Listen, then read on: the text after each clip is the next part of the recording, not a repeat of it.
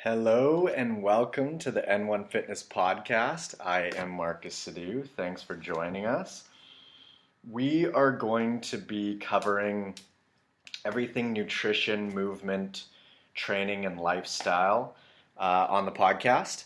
And we're going to do some Q&A stuff where you guys can send in questions and I will answer them. We're also going to be doing some interviews with people in the field that I follow and have learned a lot from.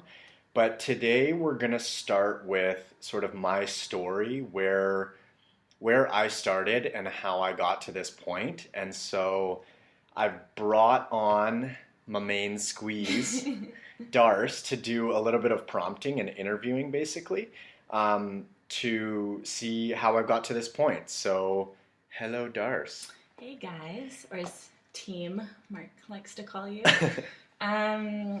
So Mark and I were talking the other day about his business and where he sees it going. And that, of course, led to kind of his transformation, which is always a super interesting topic.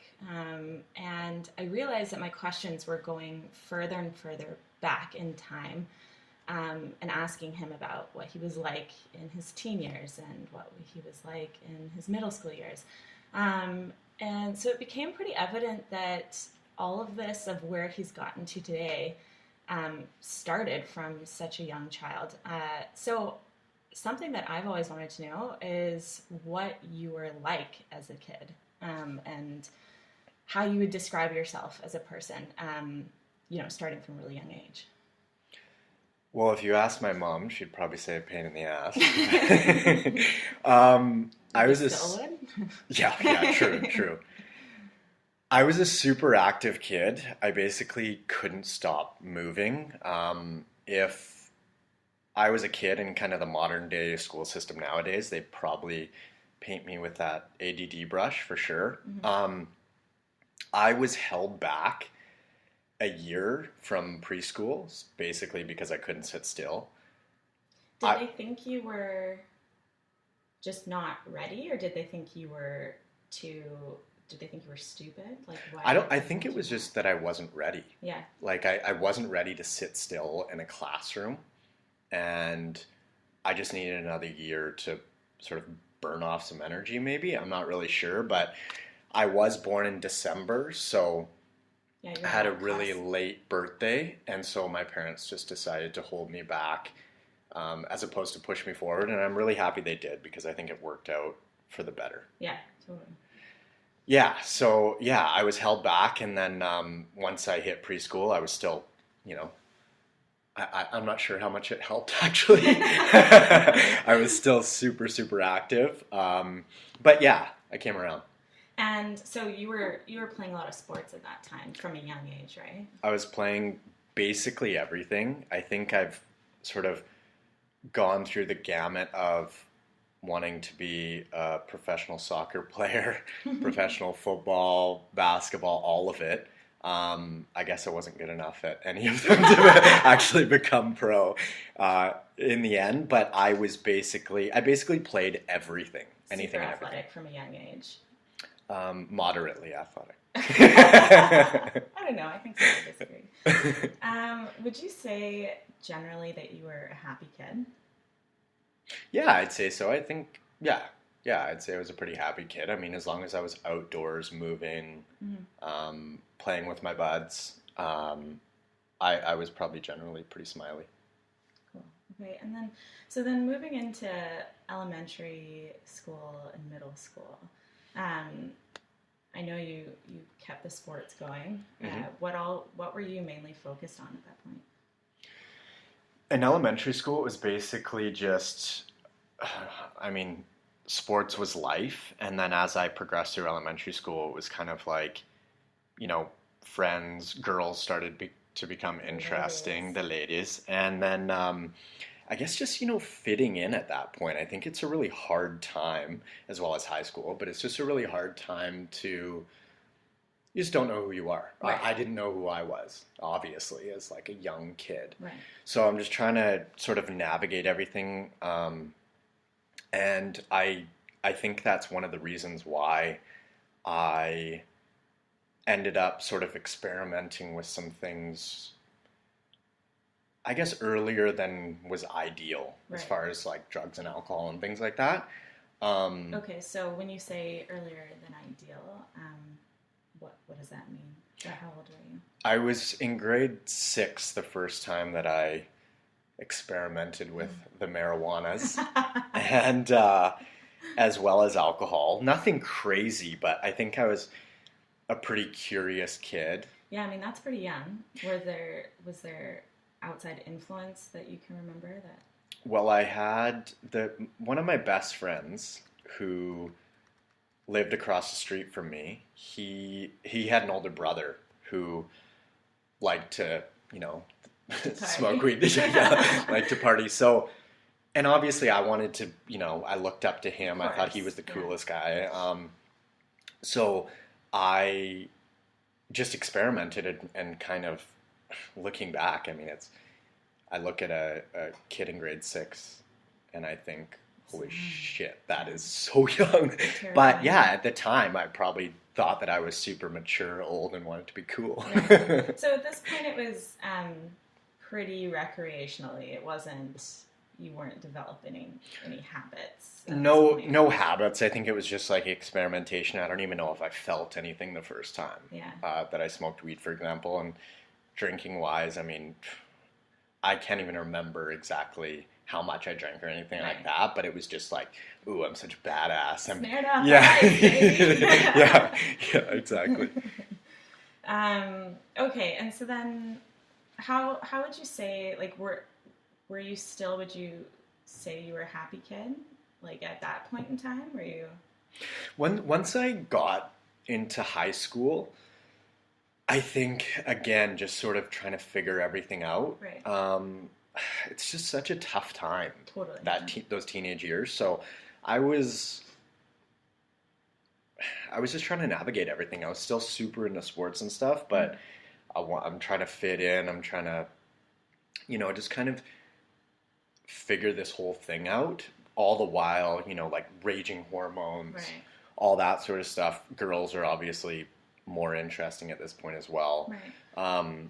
And then, I started experimenting a little more heavily with marijuana. Yeah, because I Drinking. remember for me, there was a very clear distinction between grade 5 and grade 6. Like going from elementary school to middle school, it felt like a whole new ball game, basically. Like, Well, yeah, for me it was when I graduated grade 7 elementary school. I go Okay. straight to grade 8 and then you're in high school. So there Right. is no middle school. So it's kind of like, right. Sorry, I'm Yeah. from the States, so I have a different understanding of the school system.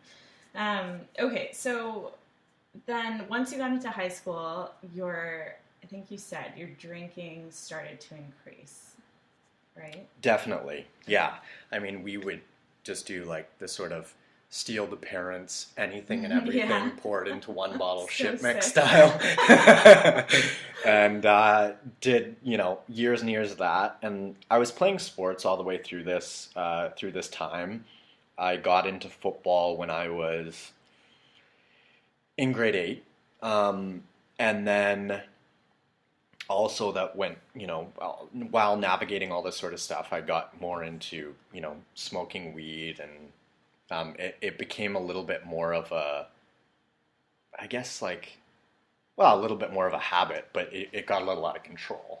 Would you say that you were on par with the rest of your crew, or do you think you took it a little bit further than the rest of them did? No, I think I was pretty much on par with everybody else. Okay. Like, everybody was kind of smoking weed from morning till night. Like it was basically, I'd wake up in the morning. It's a breakfast of champions. Exactly. I'd wake up in the morning, shower up, start walking to school. As I was walking to school, I'd be smoking a joint. Then I'd get to school, go to first class, maybe have a break, go smoke again, lunchtime, smoke again. So basically I was just kind of high all day, every day.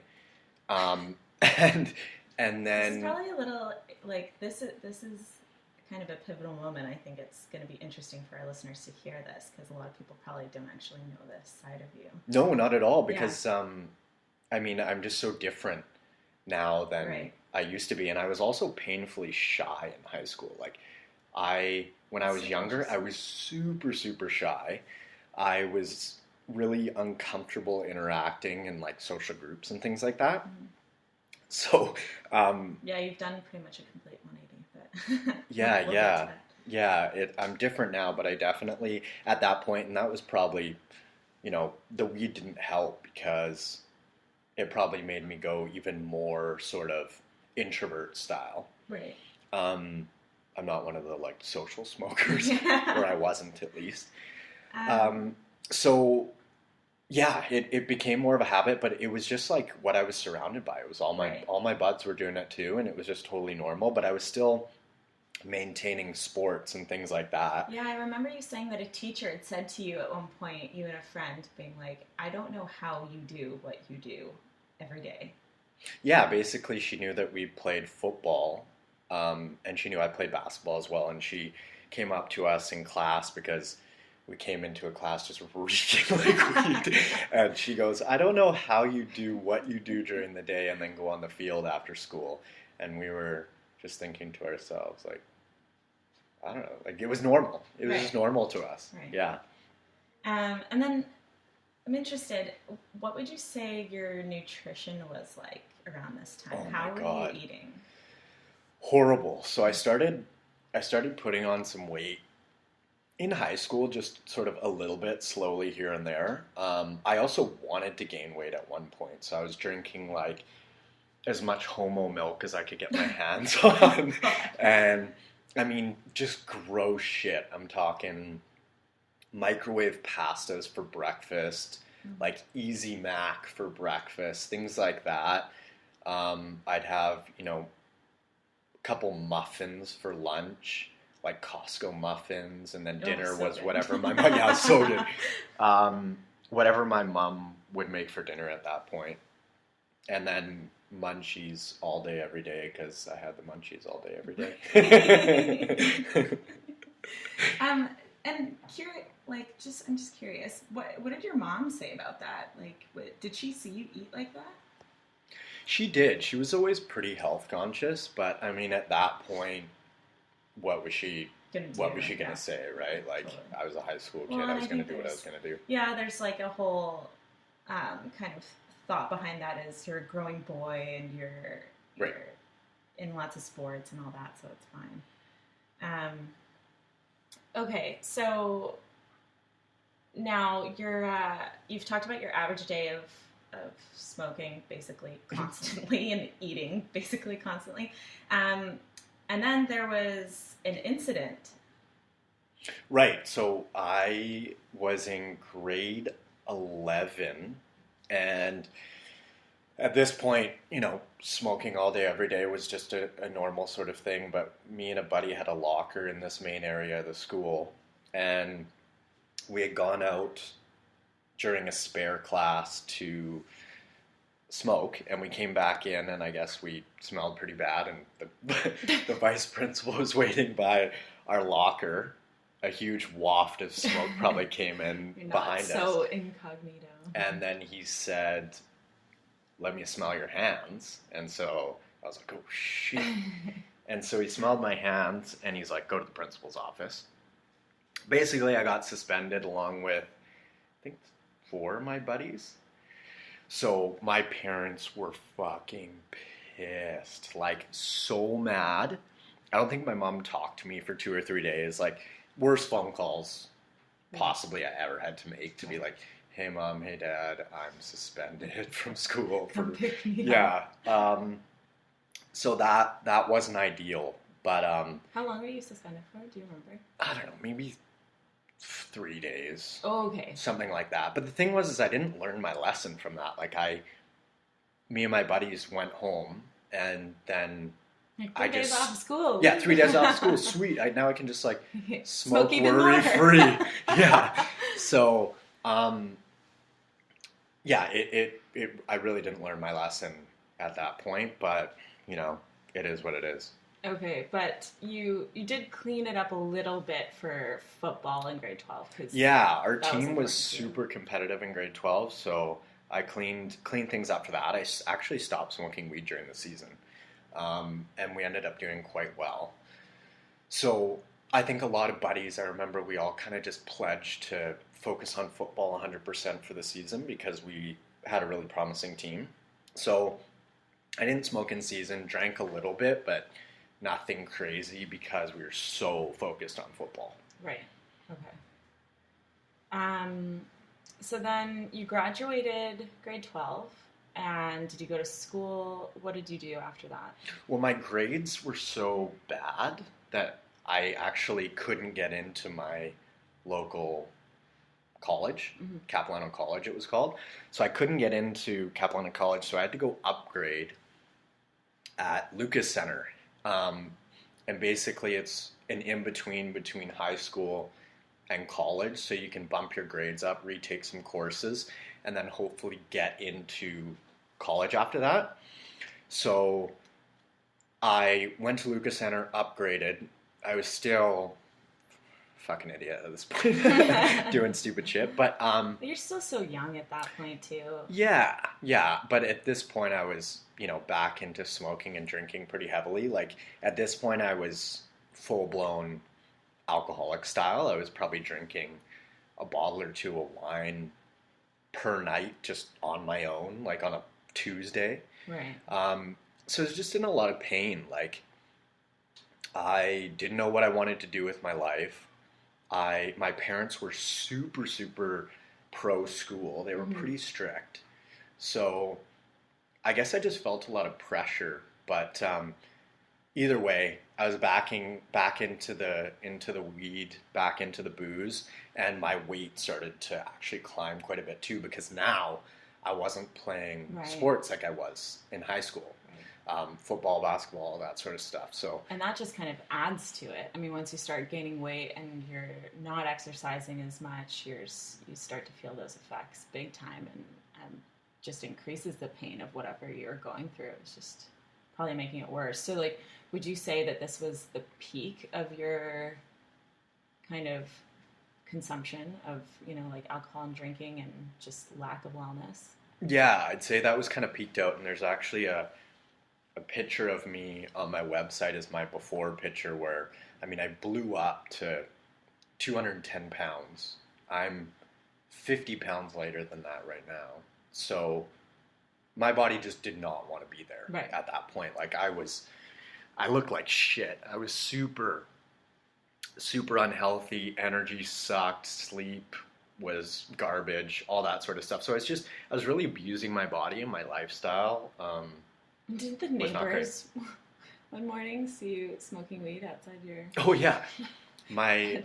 I remember, I'll never forget this point. It was Christmas morning, and I was hanging outside my bedroom window, smoking a joint at like 9 a.m. before I went to open presents with my family. It was like, looking back at that point, it's sort of an eye-opener. It's supposed to be such a happy day, such a happy morning, and I'm like, no, let's just hang out in the clouds. So, that sort of sums up where I was at that point. Okay. And then, so you finished at the Lucas Center, and you then did more schooling, didn't you? Yeah, so I then was able to get into Capilano College, which turned into a university, actually. So Capilano University, and I took... good timing. Yeah, exactly. So I got in at that point. I was doing general studies for a little bit, and then I actually applied for the human kinetics program. So basically human movement. I got denied. I didn't get in. Either grades weren't good enough, my sort of letter... I don't know what you call that, letter of intent or whatever it is to get into the program. I guess it just, they weren't stoked on it. Right. So I just decided to keep working and save some money for travel, because it just, in one way or another, I wasn't ready to get into that program. Right. I mean, I've always been interested in sports and training and all that sort of stuff, but at that point in my life, I mean, I wasn't exactly embodying what somebody in the human kinetics program would embody. Yeah, because I find it really interesting. You're living your life the way you were, but even going back to when you were in high school, sports was enough to sober you up for, like it was a big enough incentive for you. And so, it seems like you've always had this interest in it, but you just weren't quite there yet, in terms of being ready for that. Yeah, exactly. I think I always kind of knew what I wanted to do, something with the body. I was fascinated by nutrition and performance and getting in good shape because I wasn't in good shape. So I think I always it was an underlying sort of feeling. I knew what I wanted to do, but I just wasn't. Right. Yeah. Yeah. Super. I wasn't quite there yet. Yeah. Okay. And so you said you were saving money for travel, and I know that you eventually did go traveling. So do you want to take us? Yeah. So I did a little bit of travel. Before that, I went to Thailand, did that like classic shit show trip with the boys when I was like 19. And that's when I actually, or maybe I was 20. That's where I was sort of peaked out weight wise. Right. Was when I was at 210. But came back,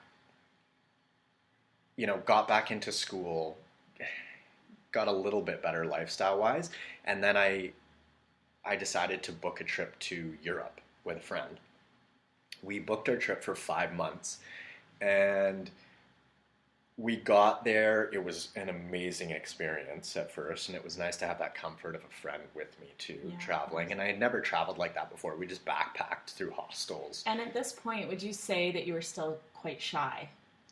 Yeah. Okay. Yeah, I was pretty shy. I'll put it this way, I liked having my friend with me as a buffer because, I was still not super comfortable socially. Right. So it was nice to have him, but we booked our trip for 5 months. Our return was 5 months later after we left, and he ended up getting homesick 2 months into the trip. Losing. Just kidding. And he ended up coming home. So basically we were in Scotland. I had booked my trip to Poland, and I was like, hey dude, are you coming? I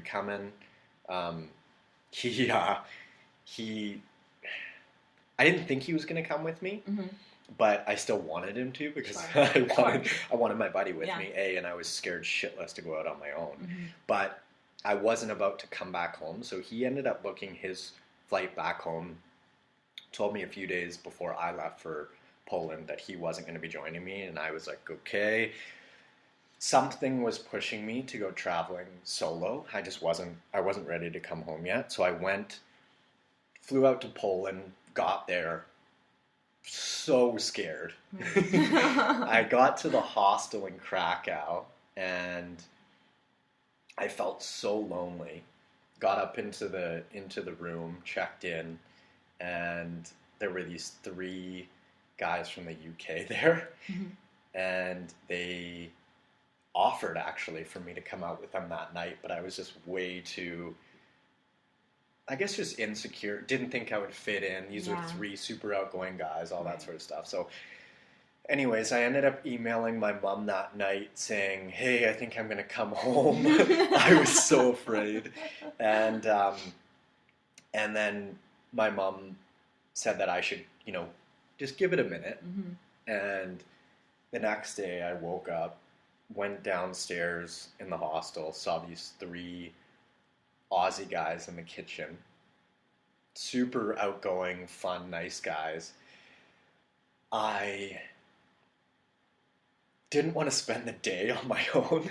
I didn't want to just do everything solo. So I decided, okay, I said to myself, Marcus, you either put yourself out there, or you're gonna be just solo this whole trip, however long you end up staying, and probably going home.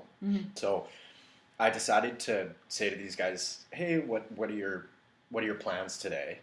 And they said, oh, we're gonna go to this museum or something like that, or go check out this and that. And I was like, so nervous at this point, and I said, do you mind if I join you? And they instantly were like, yeah, man, of course, come along. And good old Aussies. Yeah, long story short, I I ended up traveling with those 3 guys for the next 2 weeks throughout Krakow, and I was just rolling at this point. Right.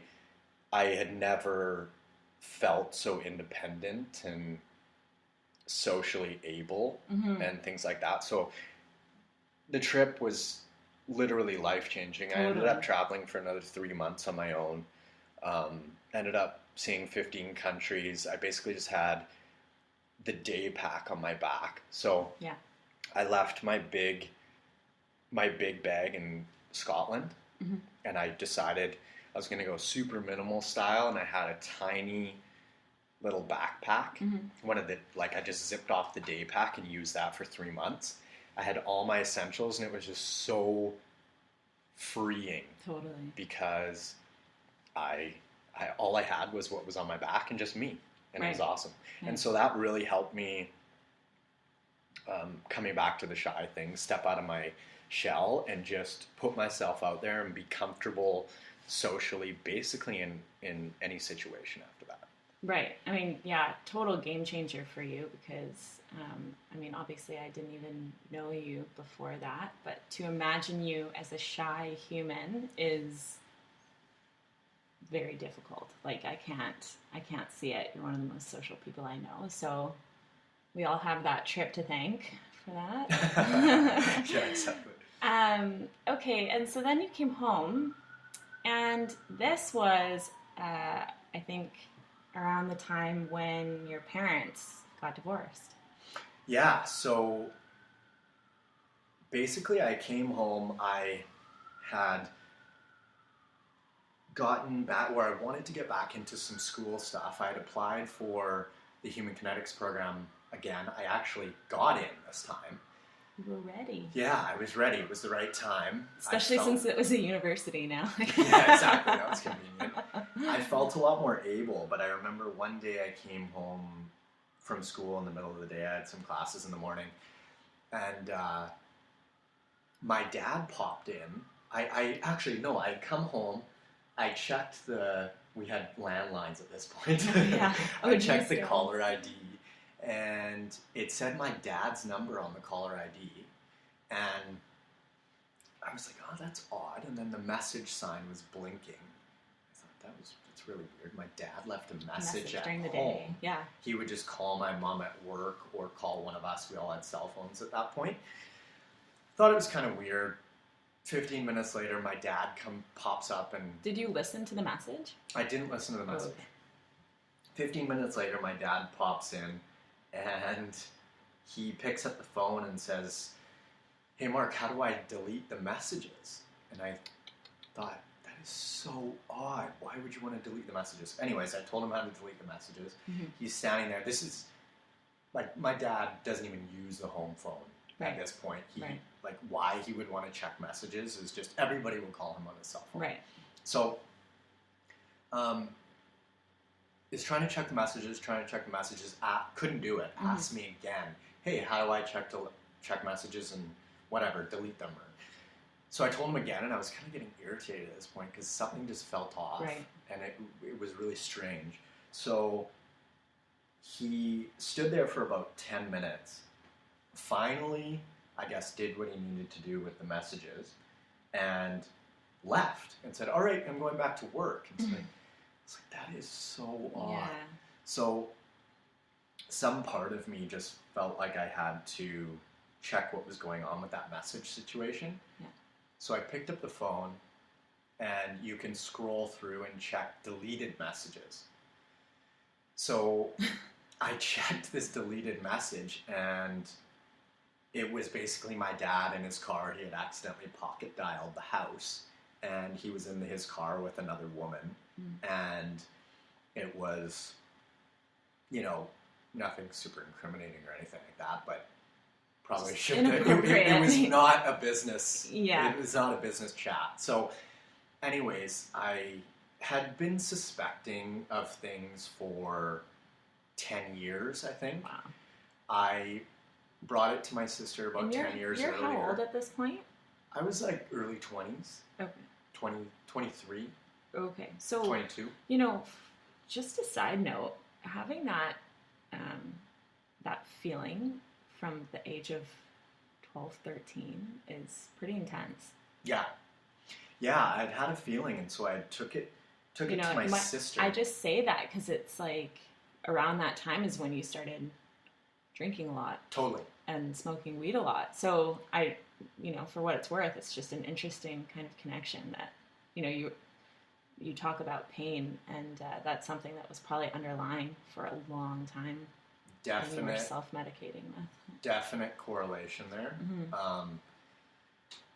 Yeah, absolutely a correlation there. Like, I basically just wanted to kind of numb out. I felt a lot of pressure Mm-hmm. as a kid, and so basically smoking weed sort of alleviated some of that pressure for me. And so way back, 10 years prior, I just had this, I was like, man, something doesn't feel right. Went to my sister. She was with her friend at the time, and I said, my sister's name is Sasha. Sash, I think that, something's going on with Dad. I think he's like messing around on the side, whatever. Her and her friend laughed at me, and they were just like, what are you talking about? There's no way. And I thought to myself, cool. Like, At 13, you brought this to your sister. 12, 13, Wow. something like that. Yeah. And maybe 14. Yeah. I was young. Yeah, really young. And my sister and her friend basically just laughed me out of the room. And I was like, cool. Am I crazy? Nobody believes me. Whatever. Right. Anyways, probably 2-3 years later, brought it to my sister again. Maybe 4 years. Brought it to my sister again. She said, I don't want to know. Yeah. And I was like, cool. All right, I'll just hold this one on my own. Cool. So at that point, I think she had a feeling too, but she just, didn't want to know. Yeah. So it's super overwhelming. At this point, my mom would go out of town, and my dad would get home from quote unquote work at, 2-3 in the morning, and we kind of had a little bit of a silent agreement because I was allowed to do whatever I wanted to do when my mom was out of town. My dad didn't check in on me. It was, it was great. Yeah. So we didn't ask any questions of either one of us, and I wasn't 100% sure. I just had a feeling at this point. Right. For years. Right. But anyways, time passed, and eventually led up to this point where my dad comes home, checks the messages, and I hear him in his car with this woman, and so I thought, all right, well, shit. Phoned my sister, Mm-hmm. said, hey, Sash, this is what just happened. She was kind of shocked, but also wasn't super surprised. So she was no longer at a stage of wanting to avoid it. She was... Not that he now had been essentially like caught red-handed. Yeah. So then I told her, talked to her about it, phoned my dad, basically said, hey, Dad, this is what I just, Mm-hmm. I checked the deleted messages. This is what happened.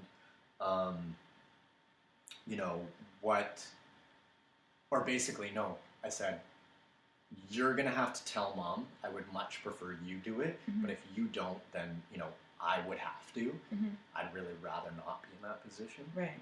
So my sister and I left the house. My dad ended up coming home, talking to my mom, telling my mom what the deal was. Turns out it had been 10 years that things were going on. So I wasn't completely insane. And my dad never slept at that house again. Wow. So that was essentially the end of their marriage at that point. They, they still love and adore each other today, but it just, they were just essentially roommates and friends at that point anyway. So, yeah, there wasn't a whole lot of romance. And, this is always a difficult subject to talk about for many reasons, but at that time, I remember, in the times that we've discussed this, you've mentioned, of course, that it was horrible and it was sad, but it was also a huge sense of relief. Huge weight off my shoulders because now I wasn't harboring all of that. I wasn't the only one who essentially knew at that point. So I mean, a lot of other people were shocked to hear. We kind of, a lot of other families were shocked to hear what happened. It was really, it was sad. Yeah. My family was breaking Of up, course. essentially. However, I felt relief Right. because Well, I carrying didn't that have to burden hold that for anymore. that long, and yeah, I can only imagine what that would feel like and what that would do for your psyche.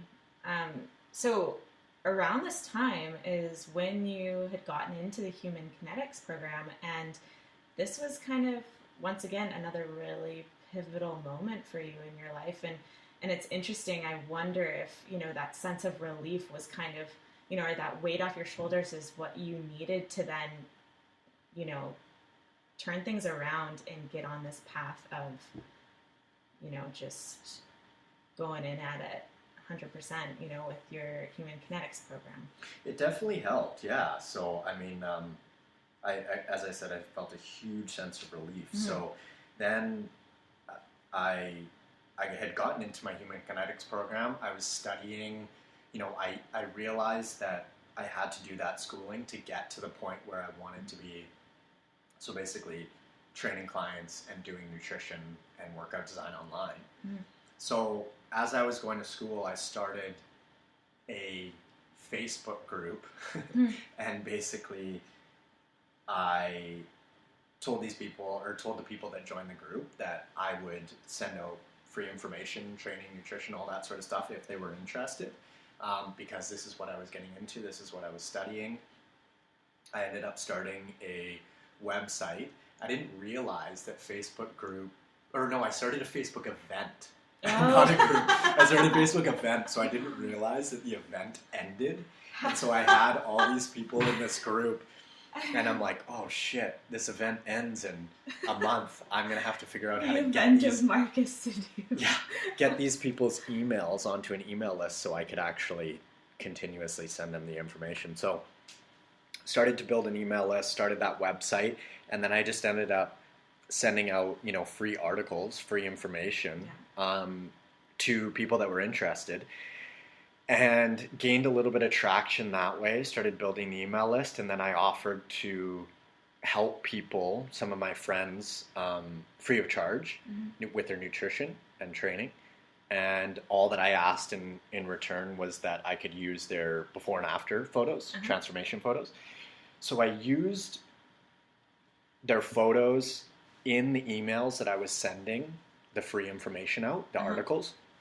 So I'd pair those up, and then I just started sort of marketing that way. Right. And then it helped me build my business. I graduated in May of, business has been going for 5.5 years now, so May of 2012. And I started my business a week later.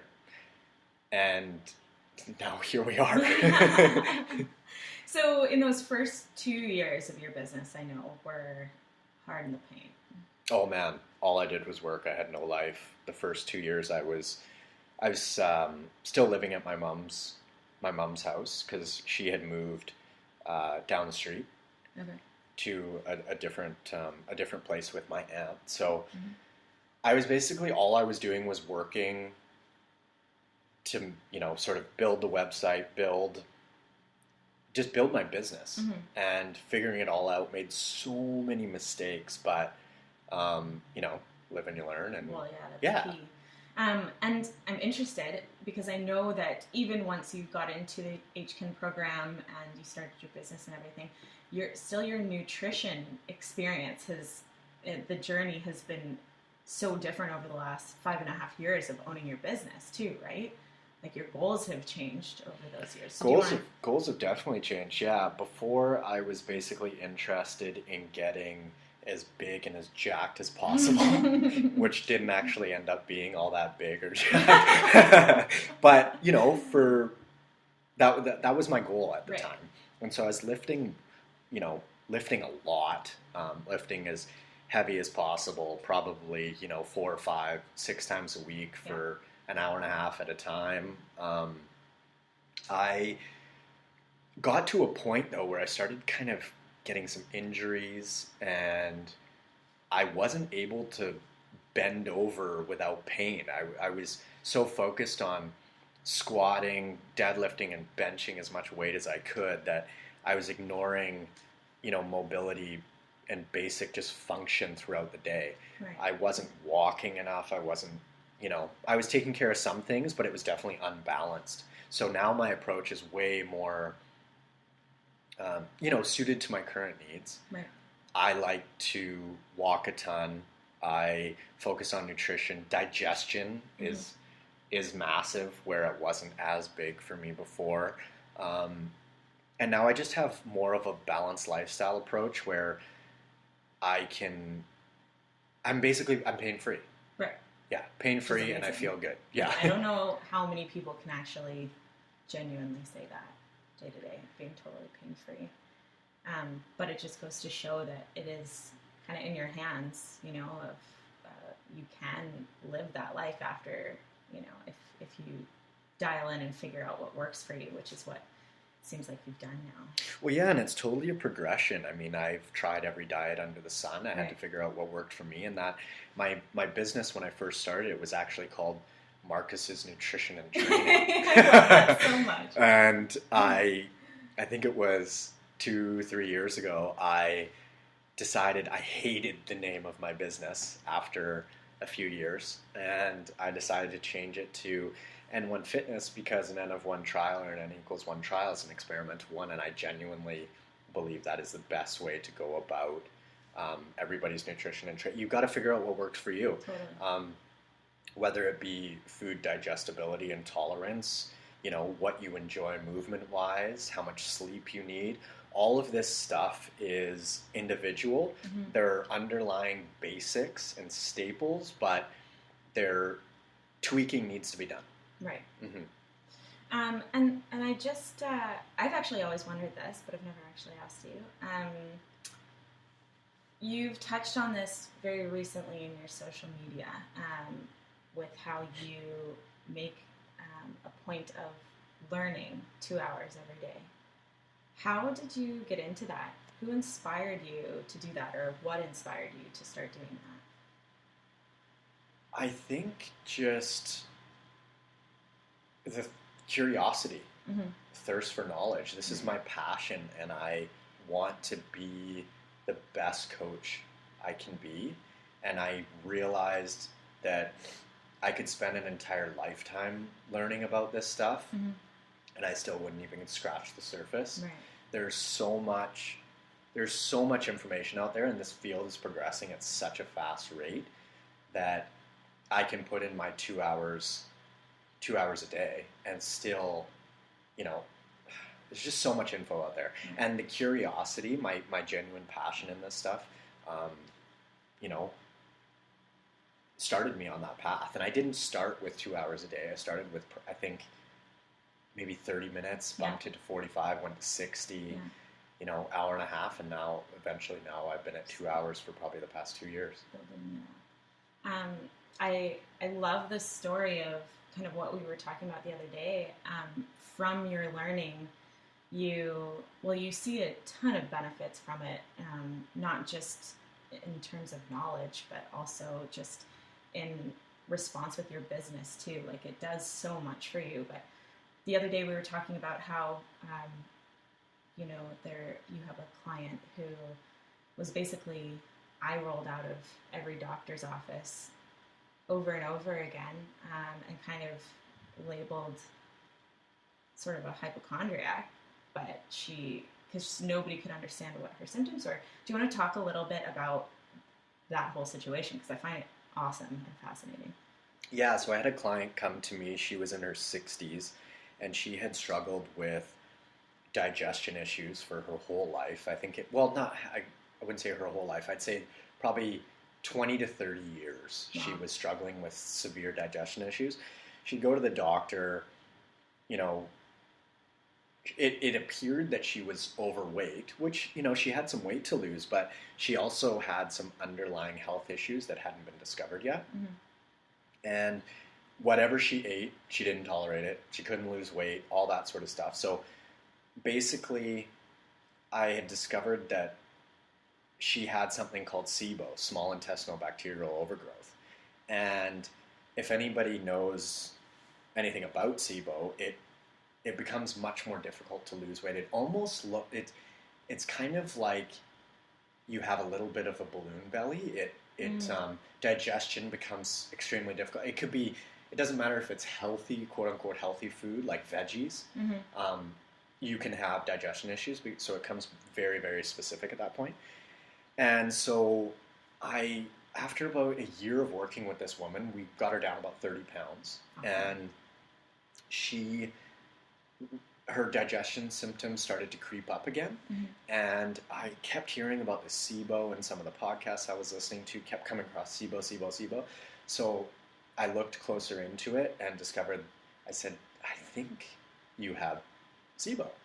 I think you should go get tested. So I did some research on a local clinic, went and got her tested, and turns out she had SIBO. Wow, yeah. So basically, her doctors had kind of laughed her out of the room, like, yeah, sure, you can't lose weight, like, yeah, sure, your digestion symptoms, like, probably just rolling their eyes. Because of this balloon belly situation, they just thought, you're eating too much. Just not trying hard enough. Yeah. Exactly. Yeah. Not trying hard enough. She's lying, whatever. Right.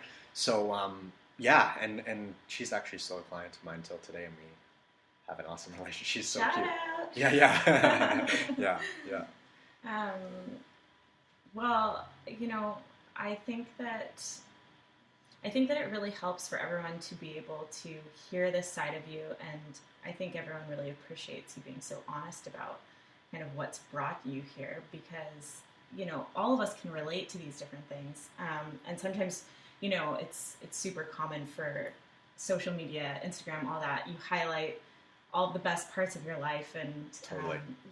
And so you just look at this person, and sometimes if you feel like you have a really uphill battle ahead of you in terms of weight loss or just digestion, sleep, nutrition, movement, any of those things, it can be super overwhelming. And sometimes when you see someone like you who's so dialed in and really gotten it figured out, it feels daunting almost, and being like, they must have just been born like this, this just must come naturally to them. But I think it's super important for people to know just how hard you've worked for so many years to get to the point where you're at right now, and what you continue to do to improve as a human, but as a coach and as everything, that's what's going to help people in the long run. So I think it's awesome that you're doing this podcast.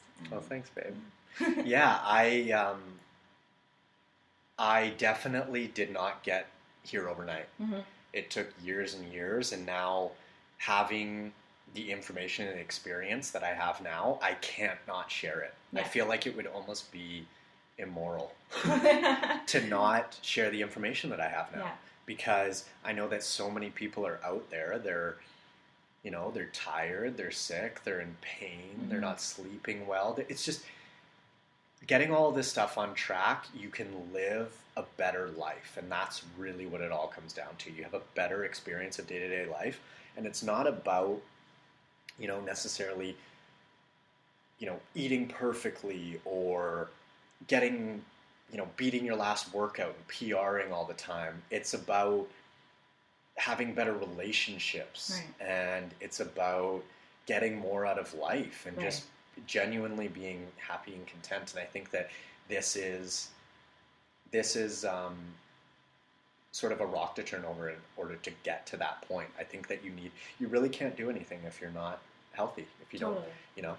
Well, and I think, what's important about you giving this intro, and being open about your life too, is that, a big part of who you are and what you do is not just focusing on, the nutrition and movement side of things, but also just how important and how significant the emotional journey is throughout all of this as well, and that's okay and that needs to happen. And it's just, I think that a lot of people have been brought up to not really understand that or appreciate how important it is to focus on all of those things. Absolutely. Yeah, I learned from a mentor of mine that there are physical bodies, mental bodies, emotional bodies, and you need to build them all. Right. And so if I had only built my physical body and stayed there, I wouldn't be where I am at this point. And I find that the people that do the best, I don't want to say the best, the people that get the most out of working with me one-on-one are super willing to address all of those bodies. Yeah. And sometimes it's physical one week, and then it's mental another week, and emotional for 2 weeks, and then it's back to the physical. It's just it's a process, or all three. Right. And it's really, really important to build them all, and they all factor in when it comes to this stuff. Totally. Yeah. Well, I'll stop rambling now. Thanks for listening, guys. Next time, it's not going to be this sort of format. I just wanted to kind of get you guys acquainted with who I am, where I came from, and maybe why you'd be interested in this podcast and what you can get out of it. So thanks so much for listening. Thanks, guys. And thanks, Darce, for being so amazing and bringing questions to light and clarifications and all that sort of stuff. So thanks for listening, and we will see you next time. Bye. Bye.